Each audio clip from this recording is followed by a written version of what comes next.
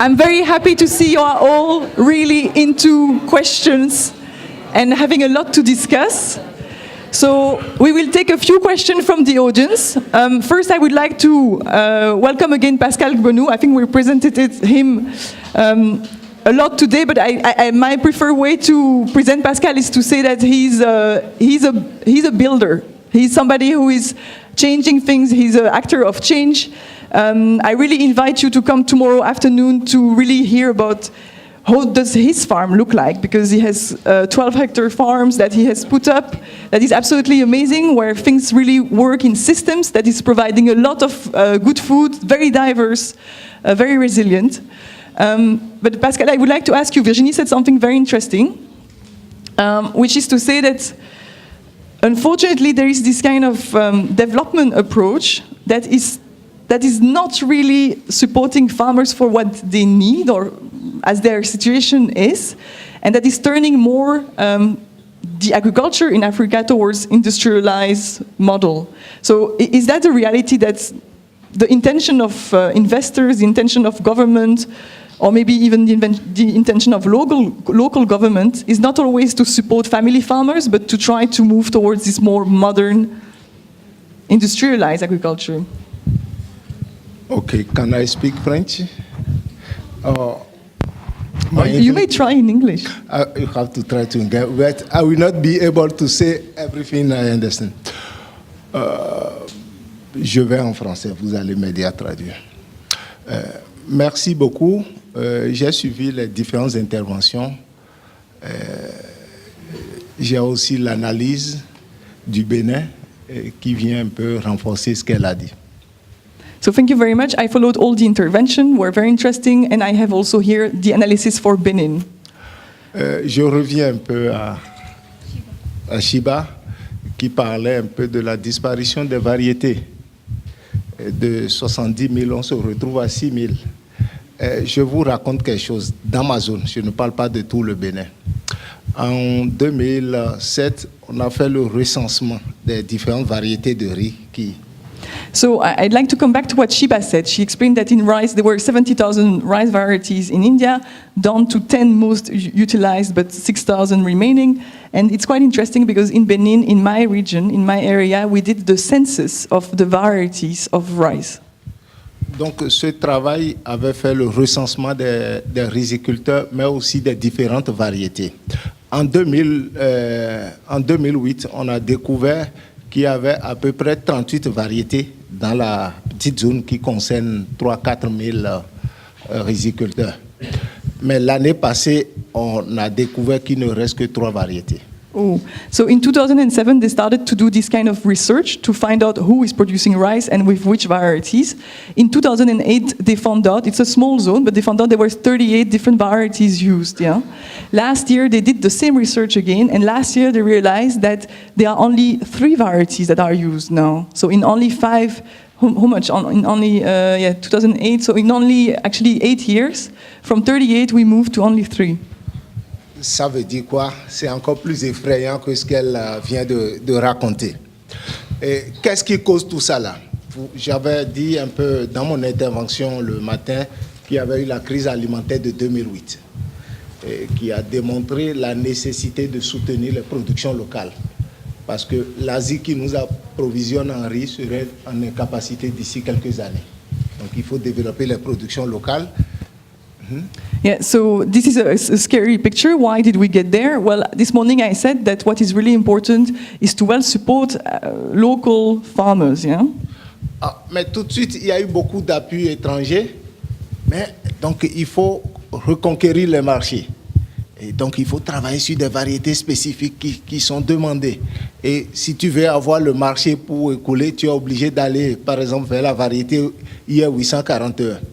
Donc d'une manière comme ça, on a dirigé tout le monde vers là et ça a causé la perte de beaucoup de variétés. What happened is that at the time of the food crisis in 2008, then suddenly government decided, we got to quickly raise production because actually Africa or Western Africans only produce half of what the consumers ask. Yeah, and so in 2008 there was not enough rice. rice prices went really high. They are also dependent on imports.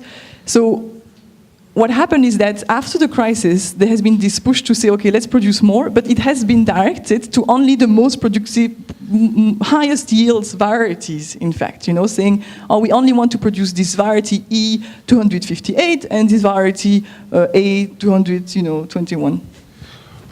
Donc, voilà la situation qui doit nous beaucoup interroger et nous appeler vraiment à voir est-ce que c'est le type de modèle que nous devons perpétuer. And this really raised the question, is that really a good strategy? Is that really going to make us resilient to move this way with less variety? Bon, voilà. Thank you. So we're going to take some questions from the audience.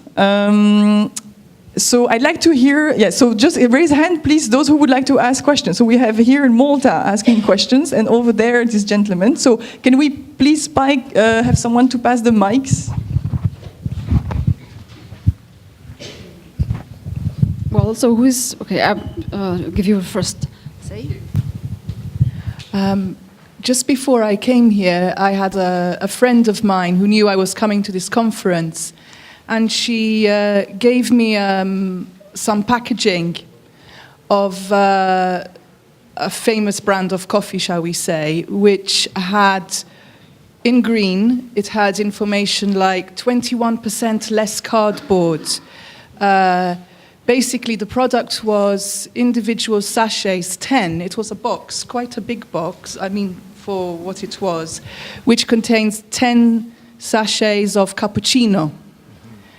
And the thing that made me stop and think was she thought it was a good thing because it said 21% less cardboard. And I think this relationship there is between the supplier and the consumer, where the marketing involved by these big corporations is giving all this insidious information that is misleading so many people. And I think if we could fix that, we could somehow make people understand that actually that message is not a good message, because she came up to me really happy that, this was somehow, I don't know. So my question is, how do we go about maybe achieving that? How do we somehow get rid of they have so much money to spend on this misinformation. How do we help, stop that?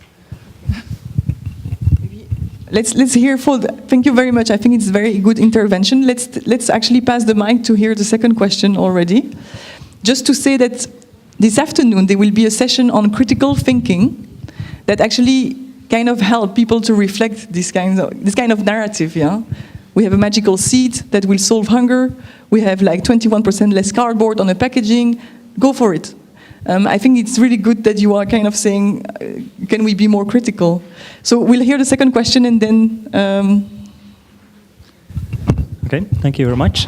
This question was originally for Shiba and the Indian experience, but generally it could be extended to the whole panel. And the question is, how do you see the role of Europeans as firstly consumers and then citizens in trying to enable your vision, this transition towards localized agriculture and all of the other things, like, or do we even have to be involved in that, or should we perhaps concentrate more on the agriculture here in Europe instead? Thank you. Who wants? I think everybody has an opinion on this. I think Shiba and Shiba, maybe you want to answer first. Okay. So, Europeans as consumers and as citizens, what role do they have in this vision?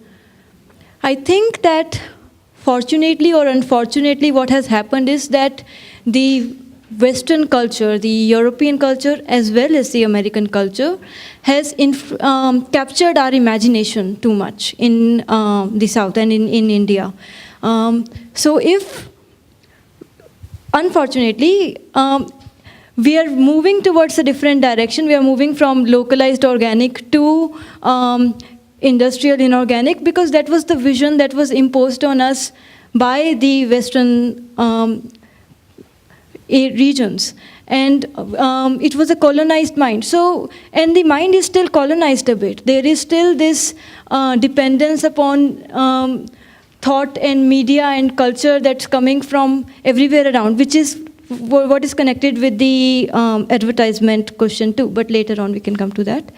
So basically, Europeans have a role because if they are just in their own place, own space, living in that way, living their vision out, not even actively intervening in what's happening in India, but practicing their vision out in their own space, that would itself affect the Indian vision, because there will be a change, because they would see that this is what is happening and this is what is considered as cool here, so this is what we should be doing more and more. But it would be a very slow change. At the same time, the other role of European could be in the overall policies, because the global policies and the national policies give campaigners and NGOs, activists, and even local farmers some hope, some window to push things. And some great policies come from European advocacies too. So for instance, when we are talking about, in India, when you use pesticides, there is no proper regulation. So the pesticide use is so much that it's poisonous. And so we can say that, see, these are the pesticides that have been banned by EU, and in India we are using them completely. So and GM is banned by EU, but we are using it completely. So when we make this comparison, sometimes it helps in advocacy. So there are two ways in which you could help. And the third way is that when sometimes some of you come to India and we see how you live, and you do not live in a very consumeristic and insensitive style, some of you.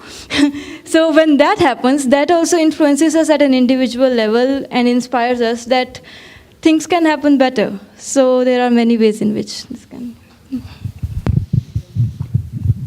Yeah, well, to answer shortly, I think that yes, critical information and sensitization and mobilization is crucial. And we, each of us, have a role to play. And I guess that if you are here today, it's because you want to play a role in this trend. And but as I said at the beginning, the problem is first political, and there is really a challenge for all decision makers to take the right decisions. And they will only do that if they feel that there is a pressure from the citizens. And so the fight is at both levels, no? At political level and at the individual level. And what is about label, it's always a big discussion at European level. It's which kind of information, which kind of label. And there are always propositions, and no, it's too complex, there are already too much information, and it changes every day, the regulation and the rules on that, to try to be the more transparent as possible, but we still see that it does not work, and that even big corporations, they tend to reuse and to mislead the label, no? And for example, you will see big corporation using a green label, but it's not written organic or bio, no? But because it's green, people will think that, okay, it's organic. And you have all this kind of organic food from the beginning. I mean, from in 10 years ago or 15 years ago, when you saw organic food in a supermarket, it was almost all the time coming from small-scale farmers. But today, organic food in supermarket is really kind of industrialized organic food. So it's produced without chemicals, because they have to comply with this obligation, but it's still monoculture. It's still using only 3% for 10,000 hectares. So it's still this kind of farming model that we don't want to see. But yeah, so the challenge is at both levels, and I guess that if you are so much people present today, is that you feel that yeah, there is something to do at individual and at all level, no? In school, in organization, in everywhere, we can play a role. And the movement is increasing. This is the good news. because I'm working, like you said, for 10 years in this field. And really, I'm not always very optimistic at political level, because the lobby of the corporation is really, really strong, and it gets stronger all the time. But what I see is that at macro level or regional level, we really see very kind of nice pockets with very innovative example that can be source of inspiration for lots of people, and this is great to see. Merci beaucoup. Moi, je crois que le rôle des Européens peut être vu à 2 ou 3 niveaux. The role of European can be at 2 or 3 levels. Le rôle numéro 1, c'est d'abord de prendre conscience que l'environnement n'a pas de frontières. Ça veut dire que tous les dégâts qui se causent à un niveau agissent ailleurs. Nous prenons tous conscience de ça. Number 1, to be conscious that environment has no border, and damage that is done at some place will have consequences somewhere else. Et ça veut dire qu'il faut travailler dans la réforme des règles commerciales de l'OMC, par exemple. So that means that we, for instance, have to renew or review trade policies. Et ça, c'est extrêmement important pour que cela ait quand même un visage un peu plus humain. Et nous connaissons un peu la force des personnes et des organisations ici. Et donc, si vous pouvez vraiment venir en soutien, comme il y a déjà quelques organisations ici qui travaillent sur ce chantier.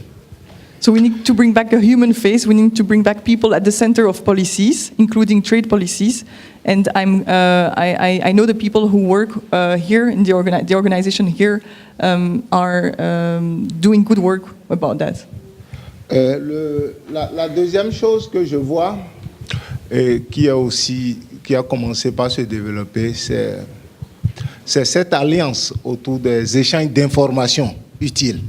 Et que les uns et les autres, aussi bien au nord qu'au sud, soient informés des conséquences de différentes actions pour qu'il y ait quand même une coalition forte par rapport à certaines multinationales. So number 1 is consciousness. Number 2 is really to share information, to keep each other aligned and informed, north and south, not to act in separation.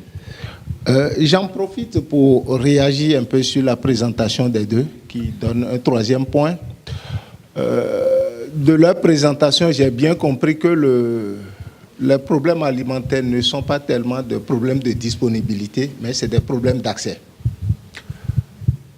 So number 3, I'm coming to it. I just want to react on the presentation where it was stressed that it's not about so much problem of lack of food, but it's a problem of access to food. Ça veut dire qu'il faut, on a aussi un grand travail doit être fait pour réformer les systèmes alimentaires. J'ai bien compris avec la FAO que c'est à peu près 26% des terres disponibles sont consacrées au pâturage et tout ça. Et que c'est seulement 12% des terres disponibles qui vont vers la production alimentaire directe.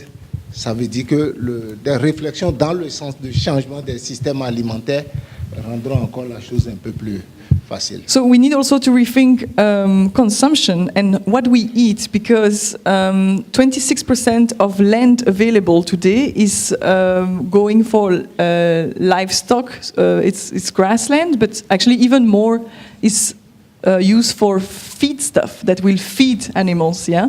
And only 12% of the land is used to grow directly food, veggies, crops, cereals, that will be eaten directly, yeah? So too much attention is given to actually meat production or dairy production. Et donc, ça, c'est des réflexions qui doivent vraiment être poussées en prenant conscience un peu que nous sommes embarqués dans la même pirogue, où ça casse, où nous disparaissons tous, où nous arrivons à survivre. Merci. So, to conclude, we really got to understand that we are all on the same boat, and he actually referred to really the small, African boat. We are all on it, and it can break down, or it can float, but in any case, we are all either floating or either sinking, So that, I think, is the concluding word. And I think it basically really shows that things are interconnected. What will happen this afternoon? This afternoon we're going to deepen actually the link between food consumption. So maybe you still have question, okay, but what is my power as a European? How does it really relate to my choices? This will be explored during the afternoon through 3 parallel sessions. One will focus on fruits. The title is Healthy Fruit Just for Someone, the Hidden Cost of Our Fruits. The second workshop will be on palm oil, following the greasy trail. And the third workshop or seminar is called Understanding a Broken Food System, Food Waste and Kenyan Beans. It's going to be very interesting. The 3 seminars will be extremely interesting. There will be actually no wrong choices. Yeah? So don't be scared and wonder long where you should go. Just pick one, go for it, be really fully present. You will not make a mistake. I think it might be a good suggestion that you try to not, that the whole delegation doesn't go to the same place, that you try to divide your delegation in 3 groups. That's the best, so that you really you can bring this experience back into your national delegation. That will be after the break. But first, quickly, I give the mic for logistical information, and first to Teresa. Well, I just wanted to strengthen that by dividing our group into the seminars, finally we are opening floor for much more interaction and communication and question raising that I hope you will enjoy, and we believe it can as well liberate you from your mobile phones and laptops and other devices that might otherwise compete with your attention. And throughout the whole Saturday, we will keep the mode of the parallel workshops on. So this was the most demanding part of our being together. But for the next time, we can really promise quite some interaction. And now I'm passing the words to logistics about the lunch. Thank you, ladies. I would like just to tell you a few things about the... Oh, thank you very much. Thanks, Aurel, for summarizing the topics of upcoming workshops. I am sure that they are going to be great. One workshop will happen here in this Plena space, the second in the blue room, and the third one in the yellow room upstairs. So once you go up the staircase, just turn right, and there will be the workshop waiting for you.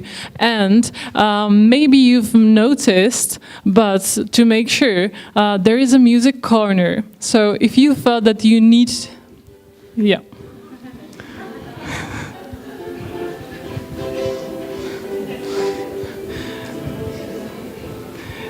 So, great. Thank you, Yuji. So if you felt that you need to let your brain work in different parts and use different parts of your hemispheres, just go ahead and just enjoy the music. It won't be any performance, just for you to relax a bit of more. And what I would like to add, today we are not going to tackle the workshops in any registration way, but tomorrow the workshops will be divided in a bit of more sophisticated way. So I would like to welcome you for coming to the registration desk, where sheets prepared for the particular workshops happening tomorrow are prepared for you, and just go through the program and decide what workshops you would really like to see and what you don't want to miss, and just make sure that there's space for you through the registration sheet. And there will be volunteers and supporters helping you with that. And that was all for the logistics, and there are few information about the catering that will be presented by Michaela. Hello again. Well, I would like to first start with one soft reminder that everybody that needs to deal with something like reimbursement or administrative stuff, please stop by the corner so that we can sort it out today, because we have the great support by the financial ladies of Glopolis. So, that's the first thing. And the second one, we would like to actually introduce our catering group. They're called Ethno Catering, and Actually, it is a social enterprise that was established in Czech Republic on the basis of a civic organization. And basically their cooks are all migrant women that came to Czech Republic a few years ago and were very disadvantaged on the labor market. And so the civic organization decided that actually there was a hole in the market, and they established Ethno Catering, which is now actually our catering company. And you will find a variety of different meals that come from all around the world. Actually, the ladies brought the recipes and now are cooking them as well for us. And all of the profits that of the organization actually goes back to the civic organization. So it is a very nice loop of support. And well, we hope that you will enjoy the catering. And yeah. And it will be served at the same place as the coffee break in the morning. And actually, the lunch will be over at 2:15. So please, 2:15. Just let's count that we will meet again and go follow up the workshops, afternoon workshops. So enjoy your meal.